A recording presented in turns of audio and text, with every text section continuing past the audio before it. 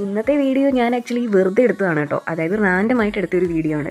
ഞാൻ ഇവൻ്റെ ഫേസിലെ എക്സ്പ്രഷൻ എന്താണെന്ന് അറിയാൻ വേണ്ടിയിട്ട് ഇവരെ ക്യാമറ കാണിച്ചാണ്. ആദ്യം അവൻ അപ്പൻ്റെ സ്വഭാവമായിരുന്നെങ്കിലും കുറച്ച് കഴിഞ്ഞപ്പോൾ അവൻ അമ്മയുടെ സ്വഭാവത്തിലേക്ക് എത്തി. അതാണ് സത്യം. അങ്ങനെ ഞങ്ങൾ നേരെ പോകുന്നത് കോട്ടയത്തേക്കാണ്. എന്നത്തിനാണെന്ന് ചോദിച്ചാൽ കോട്ടയത്ത് നമുക്ക് പാസ്പോർട്ട് എടുക്കാൻ. കുറച്ചധികം നാളായാലും ഒരു ട്രിപ്പൊക്കെ പോയിട്ട് പറ്റിയാലും ഒരു ട്രിപ്പ് പോകാമല്ലോ എന്ന് പ്ലാൻ ചെയ്തിട്ട് കുറേ നാളായി കേട്ടോ.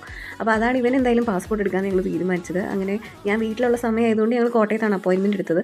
നേരെ പാസ്പോർട്ട് ഓഫീസിലെത്തി. പാസ്പോർട്ട് ഓഫീസിലെത്തിയപ്പോഴാണ് ഞങ്ങൾക്ക് പറ്റിയ കുറച്ച് അബദ്ധങ്ങൾ നിങ്ങളെയും കൂടെ അറിയിക്കണമെന്ന് തോന്നിയത്.